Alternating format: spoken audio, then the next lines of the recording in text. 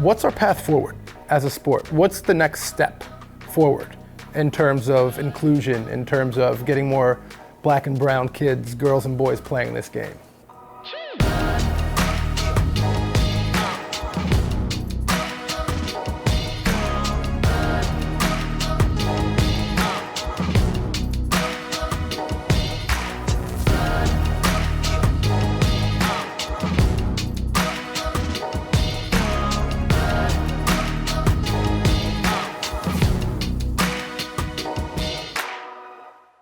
Happy Black History Month, everyone. I'm Kyle Harrison, and I couldn't be more proud to be sitting here with this crew from all the players here. I've been watching them since they were in high school, fortunate enough to play for Coach Nat, win a championship, and we couldn't be more excited to have this conversation. Fellas, let's open it up. Let's talk youth lacrosse. Obviously, we're all from different areas. We all experience probably similar things, some different things. Let's kick it off for you, Myles, first. Give us a little take on your youth lacrosse experience, what it was like. You know, it's funny, a lot of the kids on my team that I played football and basketball with also played lacrosse. I kind of came over and played lacrosse because, those are my guys. We all played together. And I was a big kid. So, inevitably people were going to notice me. And then obviously I was a black kid. So I was always going to get noticed there too. So youth-wise, I had a great time. I think looking back on it, I now see it through a different lens where I probably did face some things that kids said to me that I probably didn't take any which way. But I was just a kid that just loved to play sports and was just happy to be there. JT, Koby, question around that in youth sports, and then Mark, we'll get to you. You guys play defense, and so I think when you look at the black athlete today, specifically in our sport, as you get older, you start to get pushed to that side of the field, depending on what your stick skills are, right? And then, but at the youth level, sometimes you're characterized as rough or aggressive and those type of things. Did you guys experience anything like that growing up playing defense? Yeah, I actually played offense my first day, and that was the exact thing that kind of happened. I switched with my brother. My brother was bigger than me. He played defense, but they're like, brother's pretty finesse. Yeah. So they're like, you go play offense, and I was just kind of running around, and I like to hit people. So they were like, you go play defense, and I kind of just got stuck down there ever since. Pretty early on, and I didn't even think about it, until I got older, that was like, the trend. I was just put down there, and I was like, oh, this is what I do. This is the game, and this is how you play it from this end. Yeah, just going out there, I remember my first time playing lacrosse. I've been playing since I was 4. And the very first time I had my game, I was playing with those plastic sticks with the big plastic balls. You know how that goes. Yes, yeah. And there was no hitting or anything like that. I went out, hit very first play, hit a kid. From that day on, they didn't let me play in the league anymore. I was too aggressive for them. Yeah. Ended up having to play up with my cousin, playing 8-year-olds. I was playing against Conrad and those guys when I was 6 years old. Yeah. So that was something that kind of finagled its way around my life. Yep. But again, as I've grown up into and playing throughout my entire life, it's I've tried to kind of take it to not just defensively. Yep. I think a big part of my game is a lot of transition. And with that being said, a lot of our guys have finesse, but they don't get to show it off because it's oh, you're an elite athlete, go play D-Mid. Yep. Right? And that's something that I'm kind of trying to change the outlook on that for the younger guys so they can go and be okay, I want to go play offense. Yep. I want to go score goals. I want to do the kind of cool things that we don't normally typically get to do. Yep. Just because we're too athletic for the other guy to go play D-Mid or something like that. Yeah, to touch on that, I actually started off playing defense. I always tell that story. So, just being an aggressive kid, being athletic, obviously people know that I'm a basketball player and a football player's body playing lacrosse. So, it's just how it is. But I was always a good basketball player, very offensive minded. Football I played, running back, quarterback, receiver, so very offensive minded. And when I got to lacrosse, obviously, I was 12 when I started playing, so I was a little bit late. You were 4, and I was 8 years older. So the kids I was playing with were a little more developed. I started off playing defense. So hey, listen, you're athletic, you hit, just throw the long stick in my hand. And my dad was the one who always was like, yeah, go out and score. That's what you've done. Yeah. Every other time that you put on a uniform. Right. I tried it, did it over, and I think that I more or less forced my way to play offense. Yeah. They were probably tired of me picking up ground balls, running down and chucking the ball over the net. Right. Just give this guy a short stick. He obviously wants to do this, so I think I kind of forced my way, and that was something my dad was in my ear about, for sure. Everything you guys are saying spot on. I think the most interesting part for me is as I've gotten older and looked back and had the opportunity to sit and listen to you guys talk is the coach's role is so important in that whole thing. From the beginning to the end, right? And I think for me, I think about my experience with this specific subject of the defense offense thing. When I was being recruited for college, the talk around top 205 was like I was going to be a great D-midi. Like he's going to be a phenomenal D-midi in college.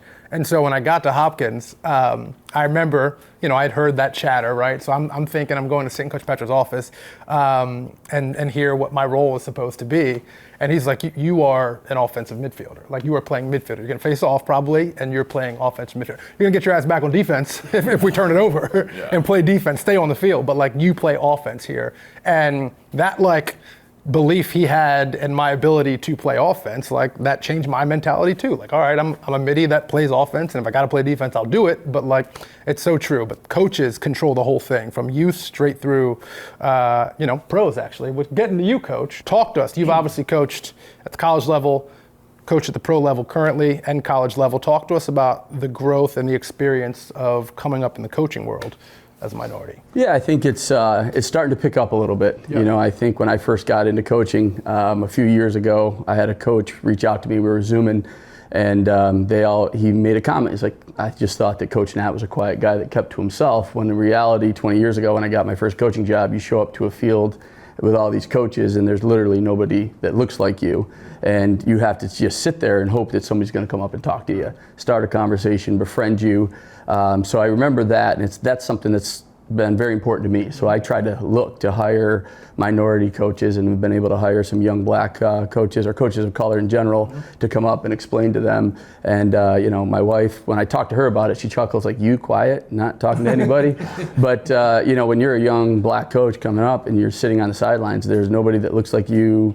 Some coaches are a little bit more welcoming and talking, and you're not just going to walk up and start introducing to yourself to everybody. So you just sit there, you do your job, and it's something that I always try to do. Like, I've got to grind here, and I've got to push through this. And while these guys are talking, I'm going to sit here and keep watching games, keep to myself, take notes, do the best thing I can to try to keep moving up. So it's certainly evolving. There's more coaches getting involved in it.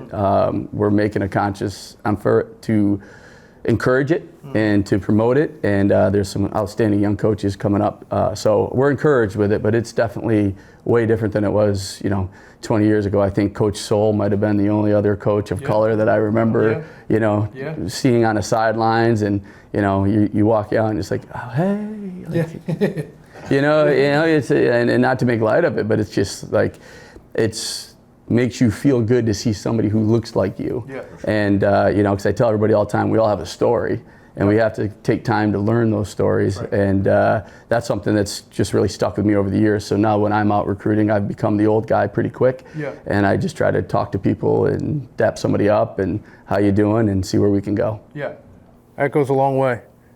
JT, what have you experienced thus far? I know we're just getting started in the coaching game. Yeah, well, it was cool going to Hampton as my first spot, obviously. I didn't know a lot about Hampton in general. And then, Chaz called me. I didn't know a lot about Chaz either. I just, saw the highlights of him dunking. Yeah. So it was kind of cool. And I got there, and it was the first time where I was in a room with other black lacrosse players and show other people what just like other black kids that might have not had a chance to go to these other schools, what they can actually do and what talent they actually have on all sides of the field, offense, defense, goalie, wherever. But you do stop and think, walking around campus and just realizing where you're at and what I'm kind of doing felt pretty cool, like a lot of the time.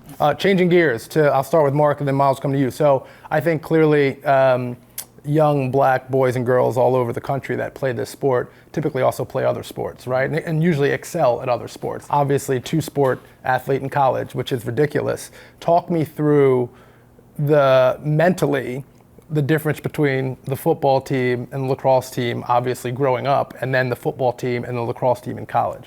So yeah, I think it was a great experience playing lacrosse and football because you just gotta interact with a lot of different people. So I grew up in Annapolis, Maryland. So the football and lacrosse teams, they were white. Every team that I've played on, has been white. But what I really appreciated at Carolina, there was just so much diversity on the football team. I don't remember the demographic or racial makeup, but one of the things I do pride myself on, and I like to think that I connected the football team and lacrosse team.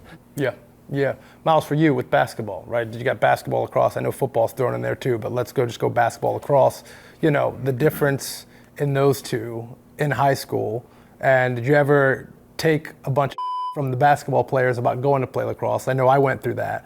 Just give us the dynamics of that whole situation. Yeah, one thing I always like to highlight when you talk about playing different sports, and you kind of alluded to this, is the team cultures. Yes. And the culture of the sports. Yep. Like, I remember playing AAU basketball, and if you've ever played basketball, how AAU tournaments are. And I did catch some slack from guys that, were on the basketball team and about playing lacrosse, and the same thing with football. But the cool thing was that being the only black kid on a team in high school for, a couple of years, I actually influenced a lot of my football friends and basketball friends to play lacrosse. They were not great, but I was, once in their shoes before, coming off the hardwood or coming off the gridiron and trying to play lacrosse. There is this sense of, hey, you play that white boy sport, what's it about? And I think for me, instead of just, kind of like shying away from the opportunity to shed light on the game, I went for it. I told my guys, hey, listen, you guys joke around. I can do the same thing you guys can do on the court, but let me see you guys do something on the CrossFit. So, spring came, all these goons signed up, and, half of them got cut, but, they saw the importance of what I was doing, doing something different. Then obviously, conversations started happening about where you go to college, and then the Duke thing was a really big deal for me. Yeah. Going to Duke wasn't just like, I want to go play for the best team and have a good experience. The Duke thing was all those experiences I had, basketball, football, and people being so confused about my experiences playing the sport of lacrosse. They were solidified by me going to Duke, and it opened up a lot of eyes. Question for GT Koby. Talk us through, you guys are the recent college players, right? Like you guys are more recent than the rest of us up here, certainly more recent than you, Coach Nat, and myself. So talk us through, what is that experience like in a college locker room right now? And obviously we all have had different experiences in our college locker rooms, but the current black experience in a college locker room, what does that look like? Yeah, I have definitely had like a different experience growing up and then going into college as well. Like I went to a predominantly white high school from 6th to 12th grade, where I think there was literally like 8 black kids in my entire middle school, and then like maybe 20 in high school. So that was a little bit different. And then obviously getting to go to Towson for a bit and being like one of 5 black lacrosse players on the team, which like to me was massive. Yeah, absolutely. Like getting 5 black lacrosse players on a team that's not like an HBCU or like something like that's getting like the diversity outside of like one specific team was really big for me. And I think there was one situation back in maybe right before COVID happened or something like that, where like there was a couple of racial things that were happening in Towson. And I did go to my team and I was like, hey, like fellas, like, trust me, if you guys are racist, like I will bring it to the point and I will nip that stuff right there. That was one of my biggest things. But honestly, like had the best of my lifetime in Towson, and it was really good to me, so I can't complain. Yeah, that was kind of like one of my worries going in. I honestly didn't pay attention to a ton of lacrosse in high school. I loved football and basketball, mainly football. And going in, I was like, these kids are all from, Greenwich and wherever these places are, and they're just not like me, don't look like me, don't talk like me, don't do what I do what I like.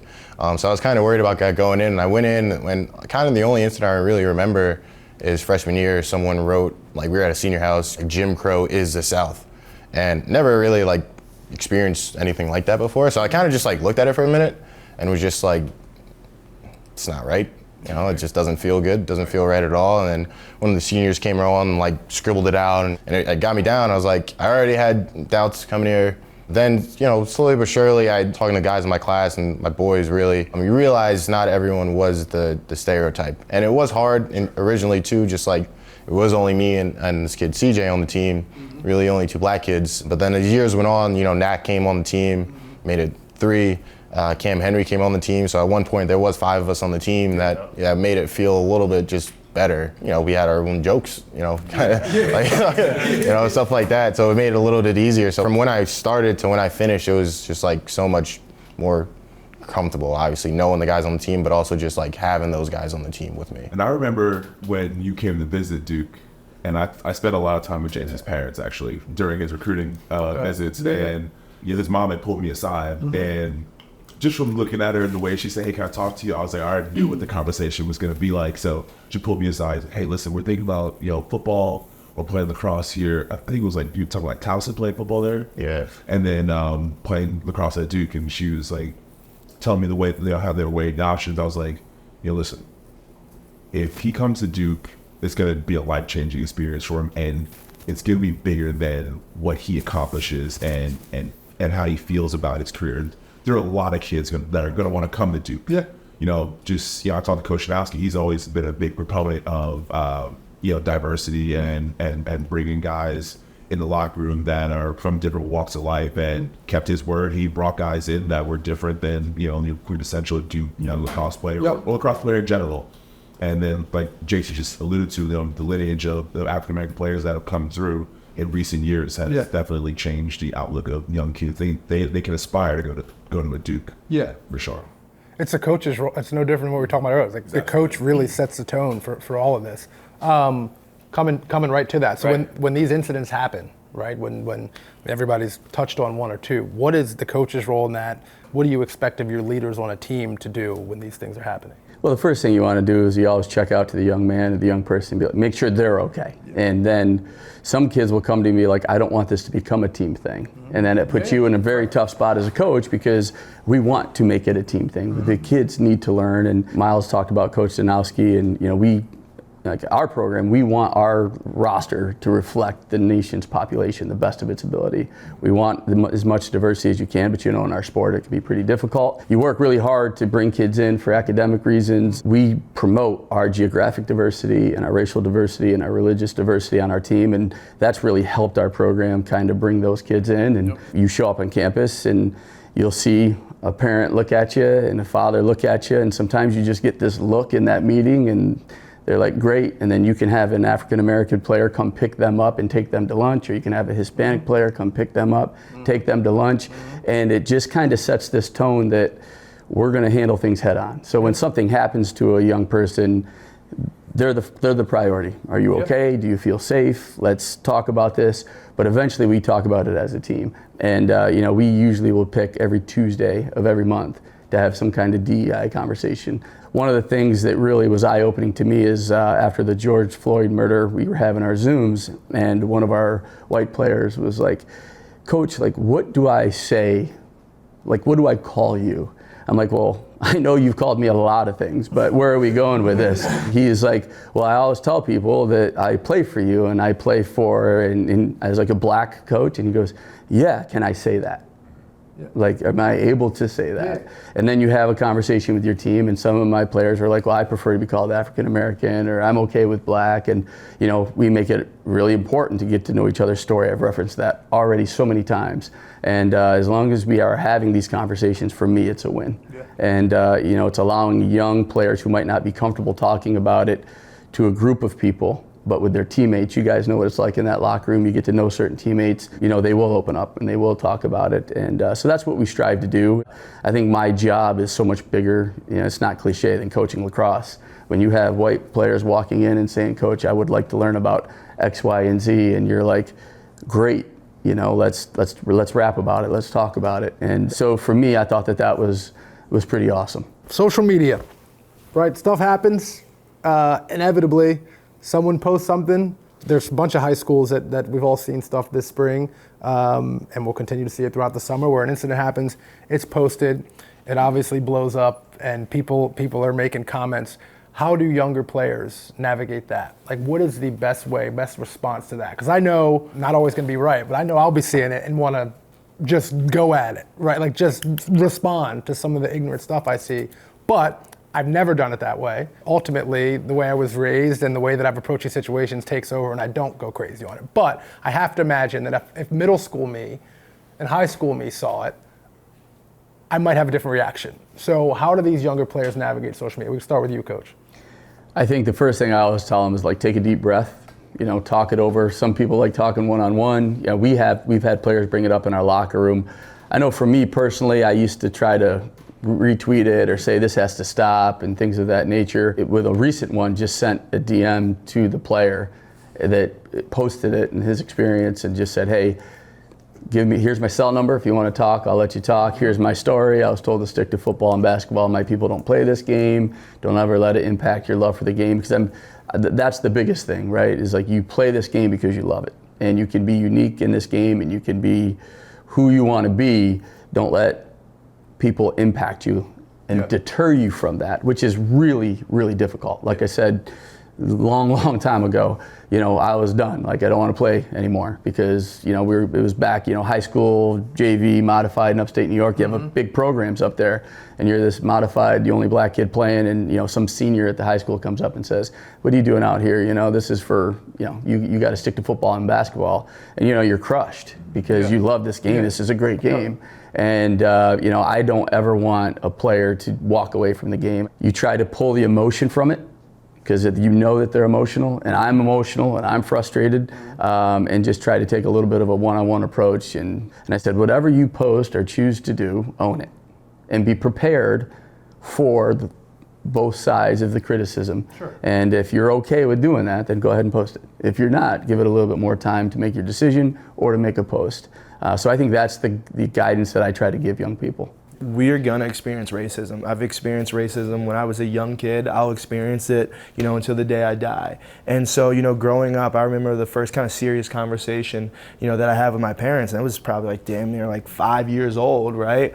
Someone called me the N-word in the neighborhood. But, they sat me down and was just like, hey, you are a black male and you look older than you are.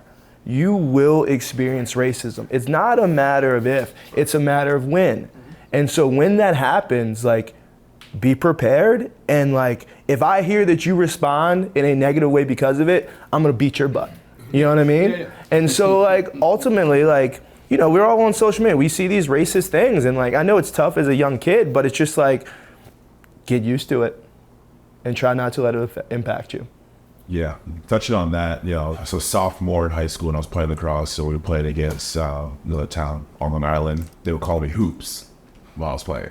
Hoops, and then, my dad heard some other things that I didn't necessarily hear, but I remember the kids when, trying to get under my skin, and, I was a kid, I was, 13, 14 years old, when you're young and you're full testosterone, you can go off the rails. I just kind of just smiled at these kids that were talking, talking to me a certain way, and I just kept balling. And I think that's just kind of how I handle everything in life. And anytime kids reach out to me and say, hey, listen, if this ever happens again, if you put a smile on, I promise you that's going to hurt them way more than it's going to hurt you. Yep. It's just, I don't envy the kids today that have to deal with social media and these issues and how to navigate that while also trying not to alienate themselves from a team or their friend group. It's tougher than anything that, I know we've got a couple young ones here, but it's tougher than anything we went through in high school, that I went through in high school for sure.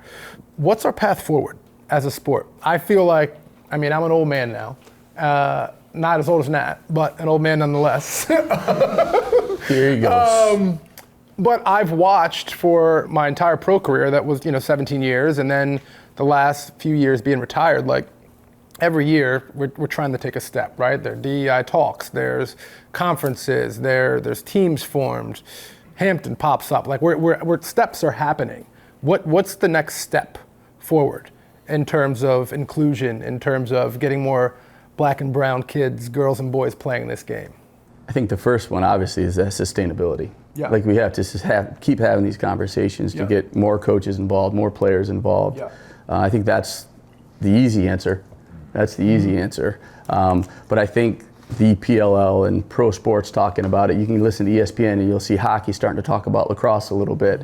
And then when a kid says, oh, well, let me see what lacrosse is all about, and they see players that look like them out here dominating, and I've got a little one that's playing lacrosse and he is way bigger, you've seen him, than anybody else his age, and I'm chuckling inside when I'm hearing these stories, and he'll be like, Dad, I'm like, yeah, you go ahead and dodge, like Myles and Perk. And every time he sees an attackman with his heels on the midfield line trying to ride him, he can have all this green area, but he is going right through that kid because he saw it on TV and he likes that physicality and he wants to do that kind of thing. So I think that you guys have a huge challenge as young players coming up, because everybody's looking at you. Everybody, black, white, people of color, girls, boys, they're watching you conduct yourself a certain way. And like I tell our players, you've heard me tell our players, you've been with me for a long time, like, you are inspiring people and you have no idea how powerful it is. And I didn't realize that until I seen my kids starting to grow, because they're putting eye black on like you guys. They're trying to get the same type of stick that you guys have. And for me to be able to just be a part of it is pretty awesome. So I think that sustainability piece, to keep this going and encourage these kids to play, encourage them to be, brave enough to get into the limelight, which is hard. I think the first time I ever spoke out to anything, I was in my, late, maybe early 40s, late 30s, but I really spoke out about something, and it took a lot of courage to do that. Yeah. I think now we have to find a platform and a way for young people of color and minorities to feel comfortable doing it, so more and more people will start stepping up, because what I have found out is there are far more advocates in this sport than I ever thought of. I thought it was only the people that look like me and a couple people in my circle, until you speak out, until you make a stand. And I was really blown away with the amount of people that were reaching out and say, how can we help? So I think that's where the obvious answer is for me, and where we would start. Yeah, I think just continually showcasing the sport in all types of media platforms, versus social media, versus kids, and like emphasizing, like, I fell in love with the game just because it's so cool, just like the motion, the skill, the athleticism, and like everything that goes involved, and then like showing that to kids. Like, one of my favorite things was last year when we went to Rucker Park, having those kids being like, oh, I watch you on TV, and I feel like I'm low profile, and I'm like, wow, it's kind of cool. Them watching me on TV, being them, and all these black and brown kids running around with sticks in their hands, and like even like Myles Jones, shooting shots and stuff. Like, it's a really cool like thing. So I think just continually pushing it, not being passive with it, but really being aggressive and pushing it to get kids, just to show them like this is a cool thing. And kind of to Miles' point, like going to Duke, like Myles said, it was one of the best decisions I've ever made, just because of the people I've met and the places I've been. The sport alone has taken me through the people I met to 3 different countries, great friendships along the way. So just being aggressive and really showing these kids, black, brown, whatever, that like this is really cool, man. Like, and I fell in love with it, and I think you can too. And it's another path that you might not see it now, but like, as you really hop on it, it's gonna open up a lot of new avenues that like you wouldn't have never thought of before. I have a question for everybody. Do you think the access to lacrosse has something to do with that as well? Like, we all know that lacrosse is extremely expensive, but do you think that has any factor of playing with it at all? Yeah, it's a huge factor. I think about myself, like, actually, I played football in college, but like growing up, I just wanted to always play lacrosse. My parents actually made me play my freshman year of high school and my senior year of high school. I say all to say, like, probably most of us have come from areas where like lacrosse is like probably popular, right? Yeah. And so, like, I think that's the biggest barrier, is just like accessibility. It's incredibly expensive, and it has a really negative stereotype. And so what I think, like, kind of what you mentioned with like the social media, but I just think like representation is like so important, and like highlighting that representation. I think about, when I was in, middle school, elementary school, like seeing you, like, you're such a huge part, like why, I continued or wanted to pursue lacrosse. And I think about all of us like individually and the impact that, we can have for that next generation. But I think about myself, like, if Hopkins wasn't on TV every game, like every weekend, like, I would have never known who you were, and I would have probably felt that that sport is not for people like me. So like representation, highlighting representation, I think that's incredibly important moving forward. All right, Coach Nat, Myles, congratulations, by the way, on the new little one. We all have children here, specifically mixed children. How do you feel about your kids playing this sport? I know we got a little time before she picks up the stick, but it's going to happen eventually. Yes. Coach Nat, we'll start with you. I'm glad he's doing it. I think I am a little ultra protective. I think as a coach, being at all these recruiting events and being on the sidelines watching, and then the first time you go watch your son play, you look around a little bit and you're like, damn, that was me 20 years ago in coaching, and now here we're hoping it's getting better. We're seeing all these rates go up, but to him right now, much you've alluded to it, he doesn't see black and white when he plays. He sees a game, he sees a shot, he sees things of that nature, right? So, I think it's our job that, as fathers of mixed children, brown kids, black kids, to try to encourage them to bring somebody else into the game with them. And that's something that we've been really working hard to, and trying to get him on teams where he can play with other people that look like him, to realize that, just to see how he reacts, because quite frankly, I haven't been able to see him in that situation. He hasn't walked onto a team and said, oh, right, I got 5 or 6 guys that look just like me. Right now, it's like, he's different, and he thinks he's different because he's big, he's strong, he's got a really high IQ because he's been around it forever. But that's going to run out eventually. I'm anxious and curious to see how it goes, but we're gonna support him because he loves it. Yeah, and obviously, my daughter is coming up on 7 months old, so we got some time before she, playing lacrosse. But funny thing is that you always joke around about your dad and like them being super hard on you, and they don't know what they're talking about. And then you get into the position of being a father. Yep. Like I get why he did things he did, said things he said, and I think I'm gonna take the same approach with my daughter. Obviously being biracial, she's gonna see how her her mother and that side of the family, and she can see my side of the family, and just appreciative of both. I'm going to make sure I harp on the fact that she is a black girl. Obviously when she goes out in the world and she's going to experience new social environments, I want her to be aware of who she is, aware of the world and how they look at who she is. So do I want her to play lacrosse? I think she'll take a liking to it because that's when I was picking up my stick, throwing the ball in the living room, which is one bad because I don't want her doing that. But I was doing that, and she was just locked in, just like watching me do that. She never sits still for little babies are. She sat there for 5 minutes, just like mouth open, just watching me do that, and was like, and I can tell that anything that I do, she likes it. Just watching, she wants to get close. And my thing is obvious. I want to play till she's able to see it, understand what's going on, see the impact I had on the game and people that look like us, and then take that, run with it. Understand who she is, where she comes from, her family on both sides, love and cherish both worlds, and really just be a strong woman who can take on whatever it is that's in her. Yeah, that's right. No, I completely agree with both of you and go through the same thing. So Brooke, our daughter, plays. She's 8 now. She wears 18, and she loves it. I think what I've learned and what I've really thought about a lot recently, and thought about even more in this discussion, is what I want to make sure I do, to your point, Myles, is prepare her. But more importantly, I feel like a racial incident doesn't have to happen for a black girl or boy on a team to feel uncomfortable, right? Like you're the only one there. There is discomfort in that alone, and making sure she understands that a bunch of women have done this, and she's going to be okay. And there are going to be things socially she's going to experience, and there are going to be things on the field she's going to experience, and maybe she won't, right? Like I think to my experience, and I know that I am certainly in the minority with this.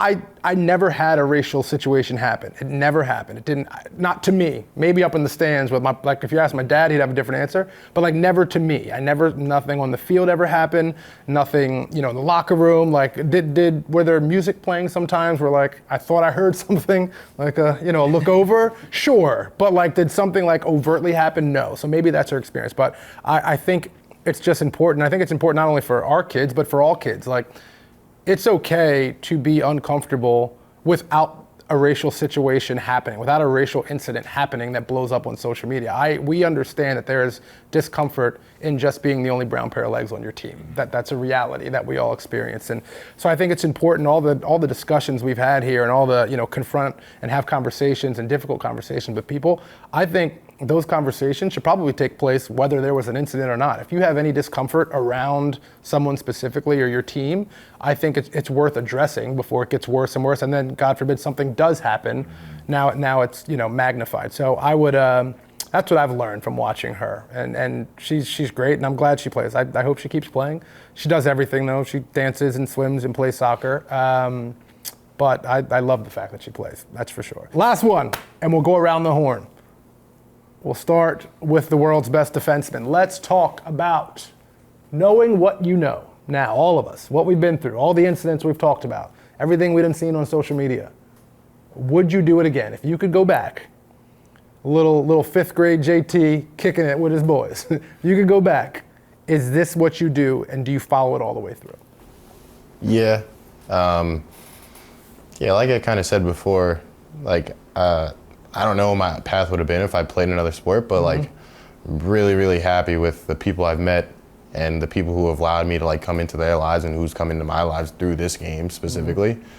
It wouldn't have happened if I stopped playing, if I, really committed to those times I called and I was like, yeah, I'm not feeling this. I think I should be somewhere else or whatever. So 100%, I would I would do it all. I wouldn't, well, not everything all over again. Some things I wish didn't happen, but I would just 100% stick with this sport and stay with it all the way through. First, I'd like to say I feel incredibly grateful that I still get to play lacrosse at this high level at 30. It's not something that I really thought about as a young kid. But yeah, I would do it all over again. You know, I think about the people that I've met, the experiences that I've had. You know, like, you know, for example, you know, we went to Japan for the PLL. You know, I coached with Team Mexico, so I get to go to, you know, Mexico, like Latin America. Progress, it takes struggle. And I think, like, outside of the sports, you know, like outside of sports, like, just think of all the advancements that, say, like, you know, Black people have had in this country. It didn't come without struggle. And I feel that, like, you know, to shy away from something because it may be a little bit difficult or maybe uncomfortable, I don't know, it's not really me. So, you know, I'm really pleased with my experiences, and, you know, things haven't been perfect, but I'm happy and I would do it over again. You know, for me, I think it's been well documented how old I am, so it's been a long, you know, it's been a long struggle, and, you know, it's tiring. It gets very tiring at times, but yeah, without a doubt, I would do this again, and I'm actually in this room kind of excited for what's left to come. You know, we all still have time. You guys have a lot more time than me in this game, but it's tiring. It's a process, but you sit around some young fellas like you guys, and there's hope, and it's like a form of inspiration. So I'm excited to see where this goes. Yeah, I would, you know, 100% do it again. You know, I don't have any hesitations about my journey from the time I first picked up lacrosse when I was 12 to now. I think the impact that I was able to have on a lot of young guys is something that I would never take for granted. We talk about, you look at all the different NBA players who are real game changers and trailblazers, you know, they all kind of look alike for the most part. Being able to be, you know, physically look different, not just being Black, but, you know, being, you know, this athlete that people are saying, well, you can do anything you want, but you're playing a sport, I think goes a long way and shows kids that, you know, the reason why I chose this sport was because in my heart, I generally love playing. When I showed in practice, I love playing, and the impact that obviously inevitably led to down the road is something that is, you know, super big for me. You know, I think it's just a big deal to be a role model, big deal to not just even to, you know, brown and Black kids, but, you know, to all kids. All kids, absolutely. Yeah, just like everybody else, like I would absolutely do it all over again. And I think that, like, for me as a kid, like, what about the Kyle and seeing him play? Like, I always wanted his signed gloves or his signed helmet, whatever it was. Now I think, like, the brightest part last year of my rookie season was, like, going and playing at Helmwood and seeing all the Morgan State guys trying to come take pictures with me. Like, that was something that really, really stood out to me. It was like, I can make that impact on that next generation like you did for me. And then kind of be able to pass that on so, like, the next generation comes and does the same thing when they come back to Helmwood or whatever it is. So, like, if I had a chance, I would absolutely do everything all over again. Yes, without a shadow of a doubt. And I think about it through the lens of history. And honestly, really aligned with what Koby just said. I feel like now that we're old men, and I said we're, not I'm, we're. I look at it, I look at what my dad did and the 10 Bears and Jim Brown and all those guys, Sherry Greer, the males and females that came at that time. And then I think to college when it was like Nate Watkins, Bobby Horsey, myself, John Christmas, Chaz on the men's side. Like those were like the ones I remember well. Benson Irwin on Hopkins with me. And I remember becoming a pro, and that's when, like, me, Chaz, and Johnny actually got to meet. Like, that was like our first real time kicking it when we were pros finally, which is crazy to think about. But that was our first interaction. And I remember, you know, Chaz and I had put together a team, a Sankofa team back in 2012. That was all Black players, and it was just, damn it, it was special. It was the first time it was just a full team of Black players. And to your point earlier, that was the first time that I was like, oh, shit. This is like 20 dudes that have all experienced some version of the same thing, and just the energy in that crowd. And then I look at, we had a meeting for the PLL in 2020, it had to be, and there was like 23 Black pros in a room talking. And to Coach Nat's point, like, we have a young generation of male and female Black players that are committed to continuing to push this thing forward for the next generation. And so I'd do it again because I think now that I'm older, I realize, like, the role I had to play in this. And did it come with struggle? To your point, sure, of course. We all dealt with it. I think my situation, I was fortunate that I didn't have a ton of racial struggle, but we all have struggles as athletes. But I served a purpose, and now you guys are all serving that purpose, and then there's going to be 50 more below you that are going to serve the next purpose, and then 100, and then 1,000, and so on. So without a shadow of a doubt, I would do it again because that's what I was supposed to do. That's why we're here.